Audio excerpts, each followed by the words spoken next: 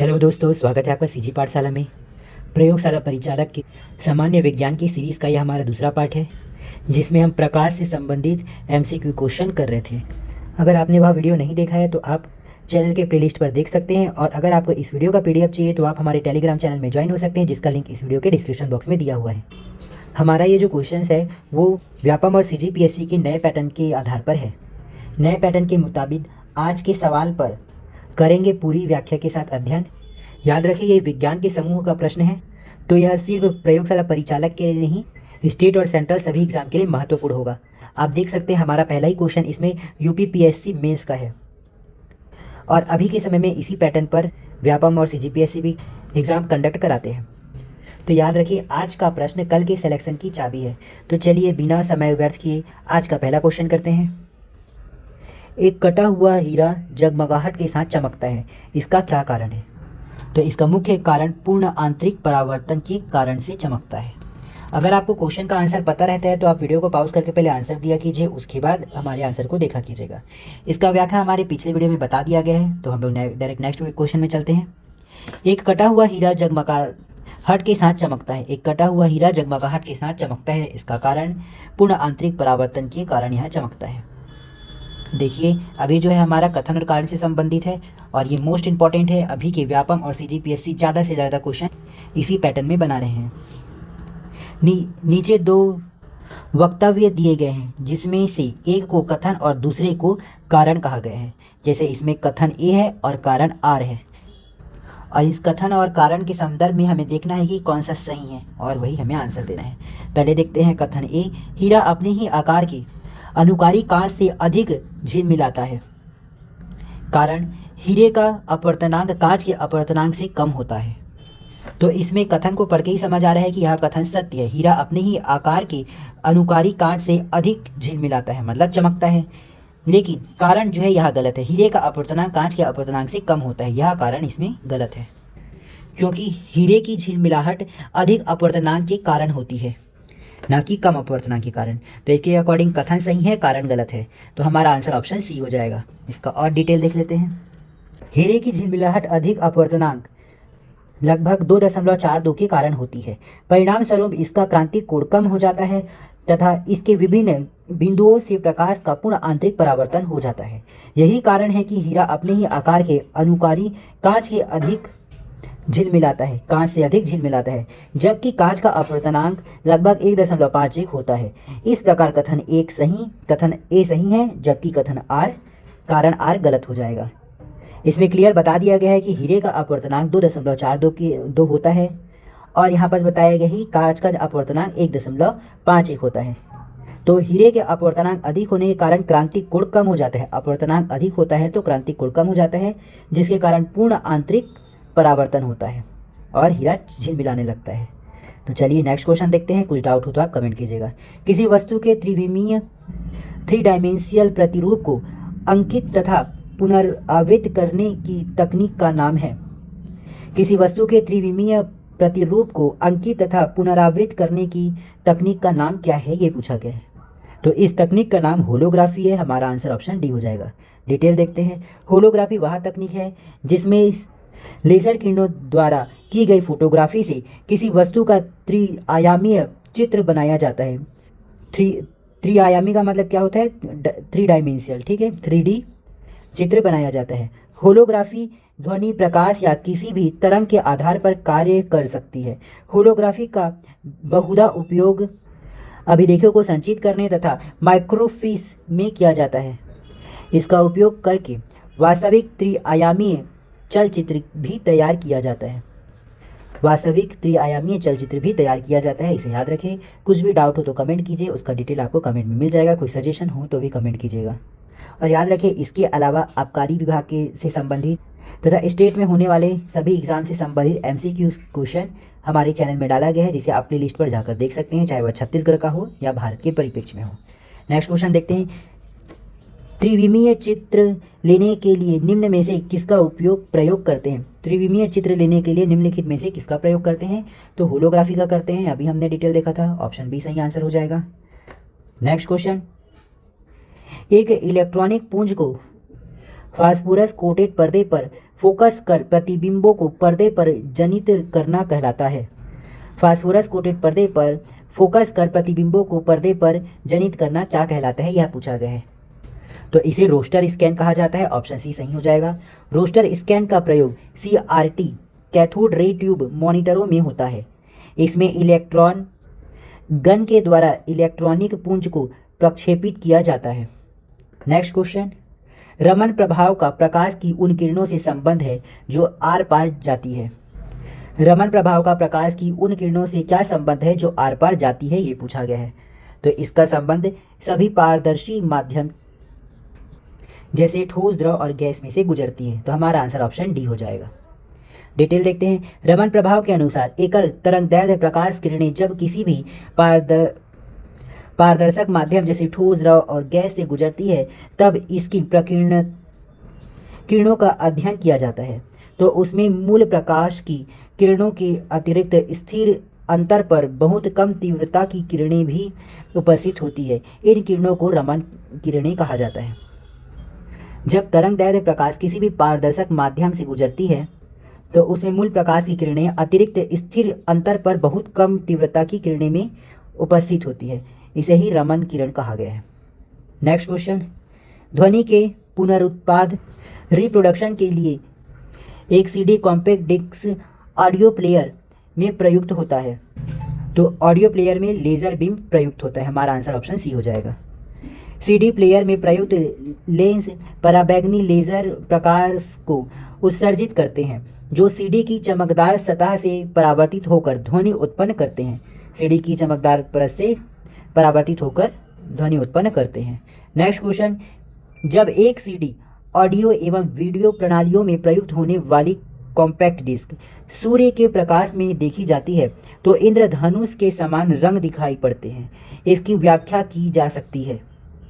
जब CD को आप सूर्य की किरणों में देखते हैं तो इंद्रधनुष के समान रंग बिरंगे दिखती हैं। तो इसकी व्याख्या किस प्रकार की जा सकती है, चारों ऑप्शन में ये पूछा है। तो इसमें हमारा आंसर ऑप्शन हो जाएगा परावर्तन एवं विवर्तन, रिफ्लेक्शन एंड डिफ्रैक्शन की परिघटना के आधार पर ये रंग बिरंगे दिखते हैं। और ऐसा ही क्वेश्चन अभी पूछा जाता है, इसे याद रखें। ऑडियो एवं वीडियो प्रणालियों में प्रयुक्त होने वाले कॉम्पैक्ट डिस्क में सतह पर सुरक्षात्मक lacquer coding, protective lacquer coding होती है जो कि थिन फिल्म की भांति कार्य करती है और परावर्तन एवं विवर्तन की परिघटना के लिए जिम्मेदार होती है। यही CD को सूर्य के प्रकाश में देखने पर इंद्रधनुष रंग दिखाई देने का कारण होती है। नेक्स्ट क्वेश्चन, निम्नलिखित कथनों पर विचार कीजिए। यहाँ पर 4 कथन दिया है और कौन सा कथन सही है वो बताना है। पहला कथन, दीर्घ तरंगदैर्घ्य वाले प्रकाश का प्रकीर्णन लघु तरंगदैर्घ्य वाले प्रकाश से कहीं अधिक होता है। तो यह कथन गलत है, यह अधिक नहीं होता। दूसरा कथन, जल में दृश्य प्रकाश की गति निर्वात में गति का 0.95 गुना होती है। जल में दृश्य प्रकाश की गति निर्वात में गति का 0.95 गुना होती है। तो ये भी कथन गलत है क्योंकि यह 0.75 गुना होती है, ना कि 0.95। अगर यहाँ पर 0.75 रहता तो हमारा आंसर ये सही हो जाता।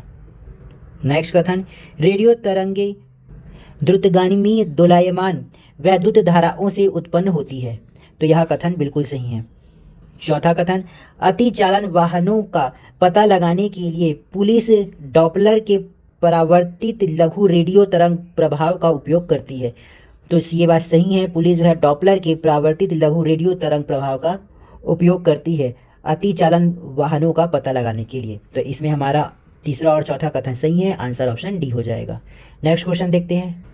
नेक्स्ट क्वेश्चन हमारा कथन और कारण से संबंधित है। सबसे पहले कथन देखते हैं। एक चलचित्र में पूरी फिल्म के एक सिरे से दूसरे सिरे तक सामान्यतः 24 फ्रेम प्रति सेकंड प्रक्षेपित किए जाते हैं। तो यह कथन बिल्कुल सही है। अब कारण की तरफ देखते हैं। आँख की रेटिना पर निर्मित प्रतिबिंब उद्दीपन हटाने के बाद 0.1 से s तक बना रहता है। कहने का मतलब आँख की रेटिना पर निर्मित प्रतिबिंब उद्दीपन हटाने के बाद 0.1 सेकंड तक बना रहता है। मतलब सामने से प्रकाश को हटाने के बाद 0.1 सेकंड तक बना रहता है। तो यह कथन गलत है। यह 0.1 सेकंड तक नहीं, 1/16 सेकंड के बाद तक बना होता है। यहाँ 0.1 सेकंड के बदले अगर 1/16 रहता तो हमारा आंसर सही हो जाता, लेकिन यहाँ गलत है। तो इसके अकॉर्डिंग हमारा क्या है, कथन सही है लेकिन कारण गलत। इसमें हमारा आंसर ऑप्शन सी हो जाएगा।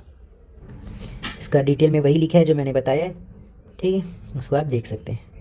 नेक्स्ट क्वेश्चन, दूरदर्शन के संकेत एक निश्चित दूरी के बाद नहीं मिल सकते क्योंकि, मतलब इसका कारण पूछा गया है। दूरदर्शन का जो संकेत है, जो टावर का, वो एक निश्चित दूरी के बाद नहीं मिलता है, इसका क्या कारण है? तो इसका मुख्य कारण पृथ्वी की सतह वक्राकार होता है, जिसके कारण दूरदर्शन के संकेत ज़्यादा दूर तक नहीं मिल पाते। पृथ्वी की सतह वक्राकार होने के कारण दूरदर्शन के संकेत एक निश्चित दूरी के बाद नहीं मिल सकते क्योंकि सिग्नल पृथ्वी की सतह से ना टकराकर आगे बढ़ जाते हैं। सिग्नल पृथ्वी की सतह से ना टकराकर आगे बढ़ जाते हैं। नेक्स्ट क्वेश्चन, दूरदर्शन प्रसारण में श्रव्य संकेतों का प्रेक्षण करने के लिए प्रयुक्त तकनीक है। दूरदर्शन प्रसारण में श्रव्य संकेतों का प्रक्षेपण करने के लिए प्रयुक्त तकनीक कौन सा है? तो इसमें हमारा आंसर ऑप्शन बी हो जाएगा, आवृत्ति मॉड्यूलन। यही जो है प्रयुक्त तकनीक रहेगा इसका। श्रव्य संकेतों के प्रक्षेपण हेतु आवृत्ति मॉड्यूल तकनीक का प्रयोग किया जाता है। इस तकनीक से प्रसारित संकेत किसी भी प्रकार के शोर तथा विकृति से मुक्त होते हैं। नेक्स्ट क्वेश्चन देखते हैं, दृष्टिपटल रेटिना पर जो चित्र बनता है, दृष्टिपटल रेटिना पर जो चित्र बनता है वह किस प्रकार का बनता है? तो वह वस्तु से छोटा होता है, वह उल्टा होता है। याद रखें, मानव के जो रेटिना होता है उस पर जो चित्र बनता है वह उल्टा होता है और वस्तु से छोटा होता है। वस्तु से छोटा होता है ये तो क्लियर है क्योंकि रेटिना छोटी है, लेकिन वह उल्टा होता है, इसे आपको याद रखना पड़ेगा, ठीक है, इंपॉर्टेंट है। डिटेल देखते हैं। रेटिना पर वस्तु का प्रतिबिंब उल्टा, छोटा व वास्तविक बनता है। प्रतिबिंब बनने का संदेश दृश्य तंत्रिकाओं द्वारा मस्तिष्क तक पहुंचाता है और वस्तु हमें दिखाई देने लगती है। यद्यपि रेटिना पर बना वस्तु का प्रतिबिंब उल्टा होता है, लेकिन अनुभव के आधार पर यह हमें सीधा दिखाई पड़ता है। जो तंत्रिकाओं द्वारा मस्तिष्क पर सूचना पहुंचाई जाती है वहां पर इसकी सूचना सीधा पहुंचाता है अनुभव के आधार पर, इसलिए यह हमें सीधा दिखता है। नेक्स्ट क्वेश्चन देखते हैं, अभिनेत्र लेंस द्वारा किसी वस्तु का किस प्रकार का प्रतिबिंब रेटिना पर बनाया जाता है? तो ये ऊपर का ही क्वेश्चन पूछ रहा है, बस तरीका बदल दिया है, यह उल्टा और वास्तविक होता है। हमारा आंसर ऑप्शन सी होता है। नेक्स्ट क्वेश्चन, क्या मुख्य कारण है कि एक आंख की अपेक्षा दो आंखों का होना अधिक उपयुक्त है? किस कारण से एक आंख की अपेक्षा दो आंख होना ज़्यादा उपयुक्त हो सकता है? क्या होता है? तो इसका मुख्य कारण यह है कि इस कारण से, मतलब किस कारण से, दो आंख होने के कारण से दूरी व गहराई का एहसास होता है। दो आंख होने के कारण से दूरी और गहराई का एहसास होता है, जिसके कारण दो आंखों का होना अधिक उपयुक्त है। हमारा आंसर ऑप्शन डी हो जाएगा। दो आंखों के होने से प्रतिबिंबों की प्राप्ति में सममिति सटीक होती है तथा गहराई व दूरी का शुद्धतम अनुमान होता है। नेक्स्ट क्वेश्चन, पूर्ण सूर्य ग्रहण के दौरान सूर्य को सीधे देखने से आंख में परिवर्तनीय क्षति पहुंचती है। रेटिना का जलना सूर्य की किरणों के निम्न घटकों में से किस एक के कारण होता है? तो यह अल्ट्रावायलेट प्रकाश के कारण होता है। हमारा आंसर ऑप्शन सी हो जाएगा, कॉमन है, इसे मैक्सिमम लोग जानते हैं। पूर्ण सूर्य ग्रहण के दौरान जब सूर्य का बाह्य प्रभामंडल चंद्रमा से पूरी तरह ढक जाता है उस समय सूर्य को नंगी आंखों से देखा जा सकता है, परंतु आंशिक वलयाकार या पूर्ण सूर्य ग्रहण के आंशिक चरण को नंगी आंखों से देखना सुरक्षित नहीं है, क्योंकि इस दौरान सूर्य से निकलने वाले उच्च तरंगदैर्ध्य के पराबैंगनी विकिरण से आंखों को अपरिवर्तनीय क्षति पहुंच सकती है। नेक्स्ट क्वेश्चन, किसी तारे का रंग दर्शाता है? पूछा जा रहा है किसी तारे का रंग क्या दर्शाता है? ऑप्शन ए उसकी पृथ्वी से दूरी, ऑप्शन बी उसका ताप, ऑप्शन सी उसकी ज्योति, ऑप्शन डी उसकी सूर्य से दूरी। तो इसमें हमारा आंसर ऑप्शन बी हो जाएगा, किसी तारे का रंग उसके ताप को दर्शाता है। इसका डिटेल देख लेते हैं।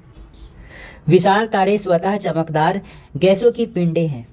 जो तारे हैं वो चमकदार गैसों की पिंडें हैं जो स्वयं के गुरुत्वाकर्षण बल से परस्पर बंधे रहते हैं। भार के अनुपात में तारों में 70% हाइड्रोजन, 28% हीलियम, 1.5% कार्बन, नाइट्रोजन एवं ऑक्सीजन तथा 0.5% लौह तथा अन्य भारी तत्व होते हैं। तारों का सतह स्पेक्ट्रम ही इनके रंगों का निर्धारण करता है। किसी तारे का रंग वस्तुतः उसके ताप को दर्शाता है, उसके ताप को दर्शाता है। सर्वाधिक गर्म तारों में स्पेक्ट्रम के नीले भाग से अधिकांश ऊर्जा उत्सर्जित होती है, अतः ये नीले दिखाई देते हैं, जबकि सबसे कम गर्म तारे लाल दिखाई देते हैं। सबसे गर्म तारों से सबसे कम गर्म तारे के रंगों का क्रम उनके ताप के साथ, उनके तारों के रंगों का क्रम उनके ताप के साथ अगर देखा जाए तो नीला रंग का जो तारा होगा वो 50,000 से 28,000 केल्विन तक होता है, और नीला श्वेत जो दोनों मिक्स होते हैं, नीला और श्वेत, वो 28,000 से लेकर 10,000 केल्विन तक, और श्वेत कलर का जो तारा होता है वो 10,000 से लेकर 7,500 केल्विन तक, और श्वेत और पीला कलर का जो तारा होता है उसका ताप 7,500 केल्विन से लेकर 6,000 केल्विन तक होता है, और पीले रंग का तारा 6,000 केल्विन से लेकर 4,900 केल्विन तक होता है। तो वही नारंगी रंग का तारा 4,900 केल्विन से लेकर 3,500 केल्विन तक होता है, एवं लाल 3,500 से लेकर 2,000 केल्विन तक हो सकता है। तारों का जीवन काल इनके द्रव्यमान एवं चमक पर निर्भर करता है। तो मोस्ट इंपॉर्टेंट है, तारों का जीवन काल इनके द्रव्यमान एवं चमक पर निर्भर करता है। जो तारा अधिक चमकीला होता है उसकी जीवन काल उतना ही कम होता है, जो तारा सबसे ज़्यादा चमकता है उसका जीवन काल कम होता है। इसे आपको याद रखना है, मोस्ट इंपॉर्टेंट है। नेक्स्ट क्वेश्चन, वायुमंडल में प्रकाश के विसरण का कारण है। वायुमंडल में प्रकाश के विसरण का क्या कारण है? तो धूल के कण जो है प्रकाश के विसरण का कारण है, और आंसर ऑप्शन बी। सूर्य का प्रकाश विभिन्न रंगों का मिश्रण होता है। जब वह वायुमंडल से होकर गुजरता है तो गर्म में आने वाले हवा के अणुओं तथा धूल एवं अन्य पदार्थों के सूक्ष्म कणों द्वारा इसका प्रकीर्णन हो जाता है। सूक्ष्म कणों द्वारा इसका प्रकीर्णन हो जाता है, जिसके कारण प्रकाश का विसरण होता है। नेक्स्ट क्वेश्चन, वातावरण में प्रकाश का विसरण निम्नलिखित की वजह से होता है। वातावरण में प्रकाश का विसरण किसके कारण होता है? तो ये धूल के कारण, धूल और कण के कारण होता है, अभी हमने देखा है। नेक्स्ट क्वेश्चन मोस्ट इंपॉर्टेंट है क्योंकि इसी पैटर्न का क्वेश्चन अभी आने वाला है। निम्नलिखित कथनों पर विचार कीजिए। यहाँ 2 कथन दिया हुआ है, कौन सा कथन सही है वो बताना है। पहला कथन, यदि मैजेंटा रक्ताभ नील लोहित और पीले रंग के 2 वृत्त एक दूसरे को काटते हो तो प्रतिच्छेदित क्षेत्र का रंग लाल होगा। ऑप्शन 1 को फिर से देखते हैं। यदि मैजेंटा रक्ताभ नील लोहित और पीले रंग के 2 वृत्त एक दूसरे को काटते हो तो प्रतिच्छेदित क्षेत्र का रंग लाल होगा। तो यह कथन बिल्कुल सही है। एक तरफ मैजेंटा रंग का वृत्त और एक तरफ पीला रंग का वृत्त, दोनों के दोनों अगर एक दूसरे को काटेंगे तो उनके मिश्रण से लाल रंग बनेगा। तो हमारा ऑप्शन मतलब व्याख्या पहला सही है। दूसरा देखते हैं, यदि सायन, यह सायन लिखा है लेकिन इसे स्यान बोला जाता है, ठीक है। यदि स्यान हरिताभ नीला और मैजेंटा रक्ताभ नील लोहित रंग के 2 वृत्त एक दूसरे को काटते हैं तो प्रतिच्छेदित क्षेत्र का रंग नीला होगा। तो यह कथन भी बिल्कुल सही है। स्यान और मैजेंटा दोनों रंग एक दूसरे को जब काटेंगे तो उसका रंग क्या निकलेगा? नीला निकलेगा। तो इसके अकॉर्डिंग पहला कथन दूसरा कथन दोनों सही है। आंसर हमारा ऑप्शन सी हो जाएगा। डिटेल देखते हैं। जिस प्रकार लाल, हरा तथा नीला को प्राथमिक रंग प्राइमरी कलर्स माना जाता है, उसी प्रकार हरिताभ नीला, रक्ताभ नीलोहित तथा पीला को प्राथमिक वर्ण माना जाता है। लाल, हरा और नीला को प्राइमरी कलर बोला जाता है, तो वहीं स्यान, मैजेंटा तथा पीला को प्राथमिक वर्ण माना जाता है। प्राथमिक रंगों या वर्णों को आपस में मिलाने से श्वेत रंग या वर्णक प्राप्त होता है। मतलब ये 6 के 6 रंग को अगर एक साथ आप मिला देते हो तो सफ़ेद रंग प्राप्त होता है। जब रक्ताभ नील लोहित तथा पीले रंग के वृत्त को मिलाते हैं तो प्रतिच्छेदित क्षेत्र का रंग लाल होता है, अतः कथन 1 सही हो जाएगा। उसी तरह हरिताभ नीला और रक्ताभ नीला लोहित रंग को मिलाने पर प्रतिच्छेदित क्षेत्र का रंग नीला हो जाता है, तो दूसरा कथन भी सही हो जाएगा। ठीक है, स्यान और मैजेंटा है, उसे याद रखें, हिंदी में उतना ज़्यादा जानने की जरूरत नहीं है। नेक्स्ट क्वेश्चन, प्रकाश का रंग निर्धारित होता है इसके, प्रकाश का रंग निर्धारित होता है किसके कारण होता है ये पूछा गया है। तो यह उसके तरंगदैर्ध्य के कारण निर्धारित होता है। हमारा आंसर ऑप्शन भी हो जाएगा। प्रकाश का रंग निर्धारित होता है इसके तरंगदैर्ध्य के कारण। प्रकाश के रंग का निर्धारण उसके तरंगदैर्ध्य से होता है। भिन्न भिन्न रंग के प्रकाश का तरंगदैर्ध्य भिन्न भिन्न होता है। लाल रंग के प्रकाश का तरंगदैर्ध्य सबसे अधिक और बैंगनी रंग के प्रकाश का तरंगदैर्ध्य सबसे कम होता है। लाल रंग का सबसे अधिक तरंगदैर्ध्य और बैंगनी रंग का सबसे कम होता है। इसीलिए ट्रैफिक लाइट में लाल रंग का उपयोग किया जाता है खतरे के लिए। नेक्स्ट क्वेश्चन, निम्न में से किस रंग का सबसे लंबा तरंग दैर्ध्य है? तो लाल रंग का है, अभी हमने देखा था, आंसर ऑप्शन डी हो जाएगा। लाल रंग का तरंग दैर्ध्य सबसे अधिक होता है, जिसका मान 7.5 गुणित 10 की घात -5 है, मतलब 7.5 इंटू 10⁻⁻5 सेंटीमीटर होता है। बैंगनी रंग का तरंग दैर्ध्य सबसे कम होता है, जिसका मान 4 इंटू 10⁻⁻5 सेमी होता है। कुछ डाउट हो तो कमेंट कीजिएगा। नेक्स्ट क्वेश्चन, सबसे कम वेवलेंथ तरंग दैर्ध्य वाला प्रकाश होता है? तो बैंगनी रंग है, ऑप्शन डी सही आंसर हो जाएगा। नेक्स्ट क्वेश्चन, दृश्य वर्णक्रम में सबसे कम तरंग दैर्ध्य वाला रंग है? दृश्य वर्णक्रम में सबसे कम तरंग दैर्ध्य वाला रंग कौन सा है? बैंगनी रंग है, इसमें भी वही चीज़ पूछा गया है। नेक्स्ट क्वेश्चन, निम्नलिखित में से किसमें उच्चतम ऊर्जा होती है? किसमें उच्चतम ऊर्जा होती है? तो नीला प्रकाश में सबसे उच्चतम ऊर्जा होती है। डिटेल देखते हैं। किसी तरंग की ऊर्जा उसके तरंग दैर्ध्य के व्युत्क्रमानुपाती होती है। दृश्य प्रकाश किरणों में बैंगनी, तदुपरांत जामुनी एवं नीले रंग का तरंग दैर्ध्य न्यूनतम तथा लाल रंग का तरंग दैर्ध्य अधिकतम होता है। इसीलिए प्रश्नगत चारों रंगों की प्रकाशों में नीले रंग की ऊर्जा उच्चतम तथा लाल रंग की न्यूनतम होती है। याद रखें, जिसका तरंग दैर्ध्य सबसे अधिक होता है उसकी ऊर्जा सबसे कम होती है, और जिसका कम तरंग दैर्ध्य होता है उसकी सबसे अधिक ऊर्जा होती है। नेक्स्ट क्वेश्चन, कथन कारण से संबंधित। कथन ए, प्रकाश के दृश्य वर्णक्रम में लाल प्रकाश हरे प्रकाश की अपेक्षा अधिक ऊर्जस्वी होता है। तो यह कथन गलत होता है, क्योंकि लाल प्रकाश का ऊर्जा सबसे कम होता है, तो हरे से अधिक कैसे हो जाएगा? इसका कारण देखते हैं। लाल प्रकाश का तरंग दैर्ध्य हरे प्रकाश के तरंग दैर्ध्य से अधिक होता है, तो यह कारण बिल्कुल सही है, क्योंकि लाल का सबसे अधिक तरंग दैर्ध्य होता है, जिसके कारण ऊर्जा सबसे कम होती है। ठीक है, तो इसमें क्या हो जाएगा? कथन ए, मतलब कथन ए गलत है, परंतु आर कारण सही है। आंसर ऑप्शन डी हो जाएगा। यहाँ डिटेल में वही चीज़ दिया है। लाल प्रकाश का तरंग दैर्ध्य 700 nm, हरे रंग के तरंग दैर्ध्य 530 nm से अधिक होता है, अतः कारण आर सही है। कारण आर सही है। प्रकाश के अलग अलग रंगों की ऊर्जा उसके तरंग दैर्ध्य के व्युत्क्रमानुपाती होता है। ठीक है, इसको देख लेते हैं, अब ये ज़्यादा उतना इंपॉर्टेंट नहीं रहेगा, आगे देखते हैं, अगर आपको देखना है तो देख सकते हैं। नेक्स्ट क्वेश्चन, हमें वास्तविक सूर्योदय से कुछ मिनट पूर्व ही सूर्य दिखाई देने का कारण है। हमें वास्तविक सूर्योदय से कुछ मिनट पूर्व ही सूर्य दिखाई देने का क्या कारण है? मतलब वास्तविक जो सूर्योदय होता है उससे पहले ही, कुछ समय पहले ही सूर्य उदय दिखने लग जाता है, तो इसका मुख्य कारण क्या है, ये पूछा गया है।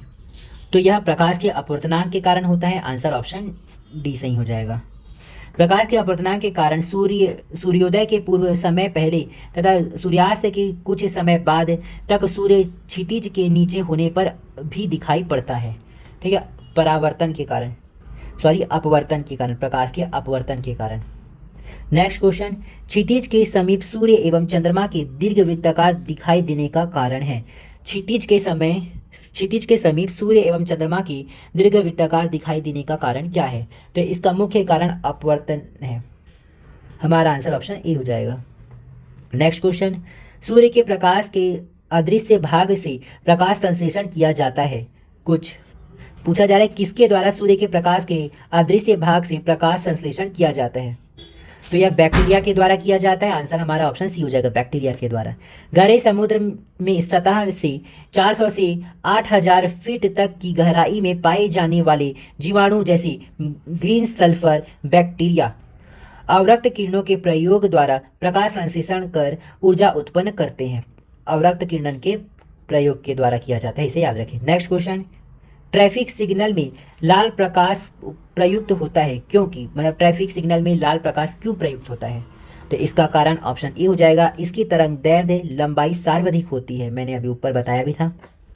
लाल रंग का तरंग दैर्ध्य सबसे अधिक होता है, जबकि बैंगनी रंग का तरंग दैर्ध्य सबसे कम होता है। चूंकि प्रकीर्णन तरंग दैर्ध्य के व्युत्क्रमानुपाती होता है, अतः लाल रंग सबसे कम प्रकीर्णित होता है और यह दूर से सर्वाधिक स्पष्ट दिखाई देता है।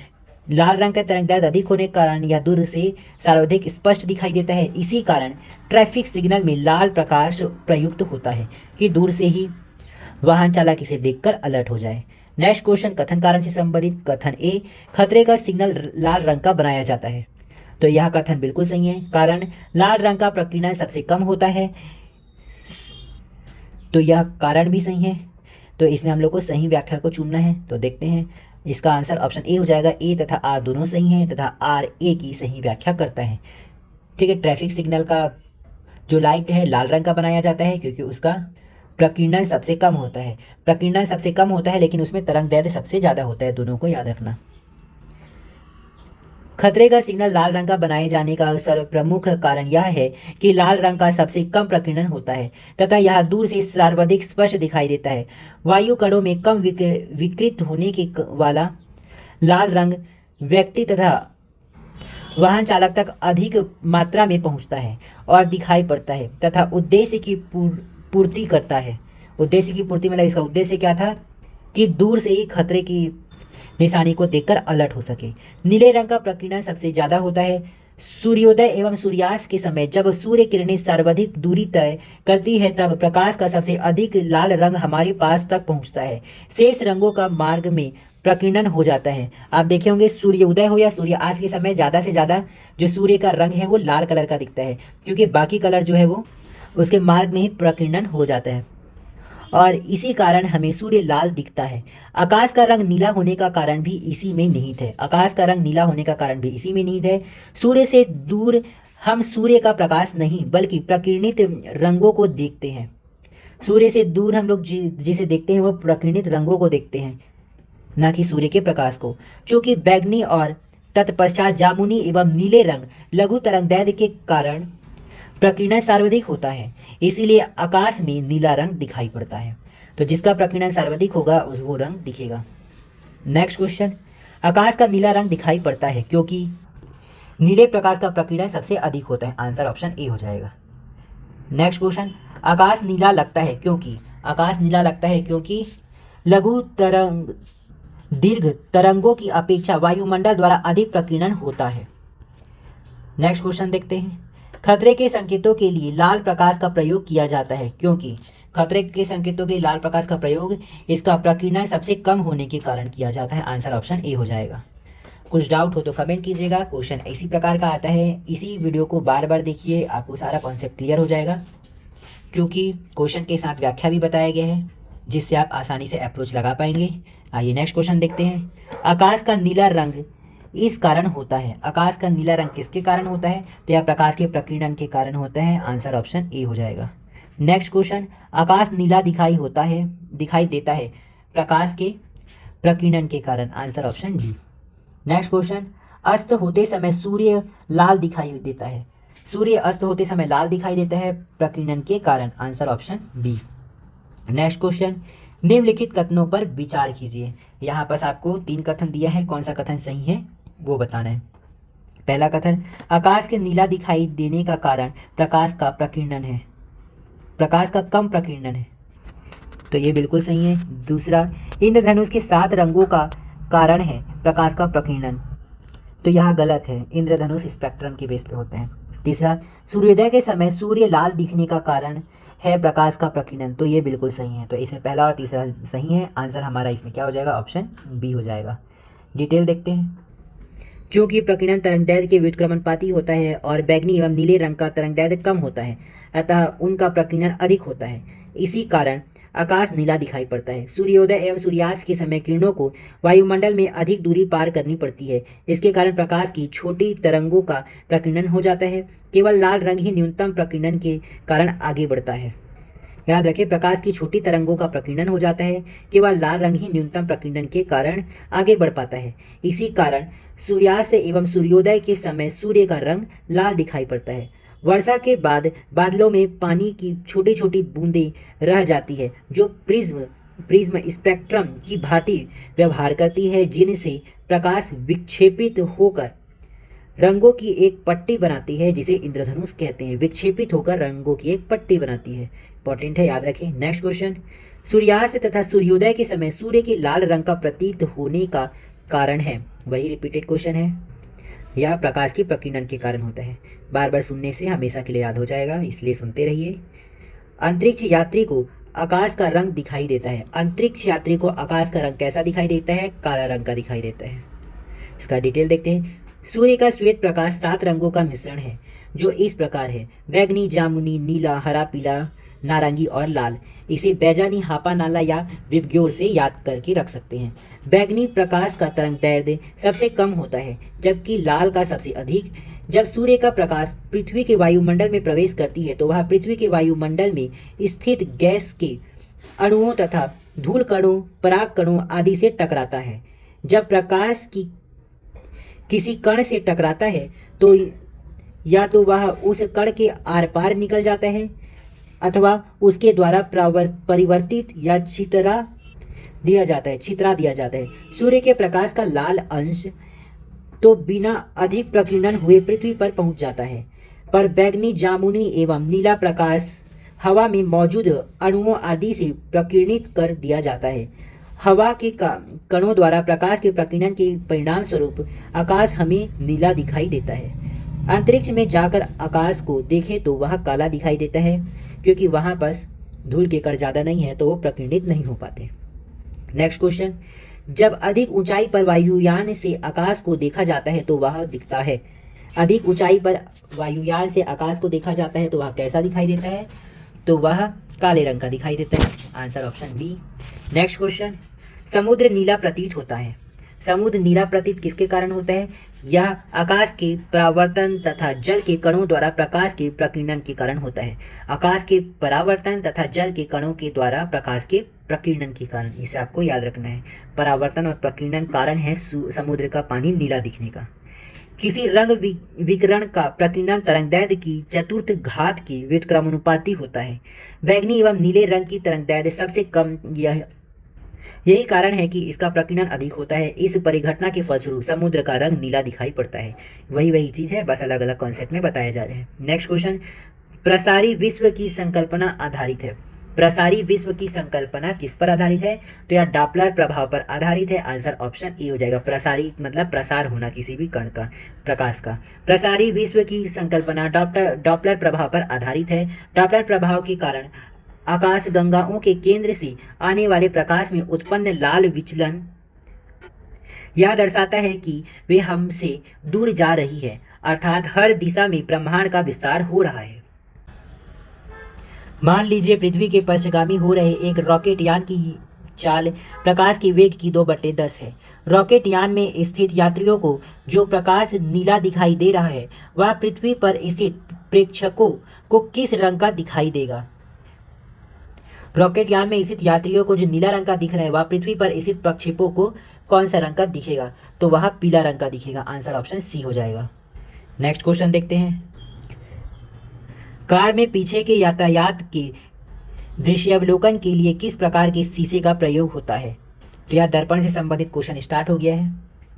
तो पीछे के यातायात के दृश्य अवलोकन के लिए उत्तल दर्पण का प्रयोग किया जाता है। आंसर ऑप्शन सी हो जाएगा।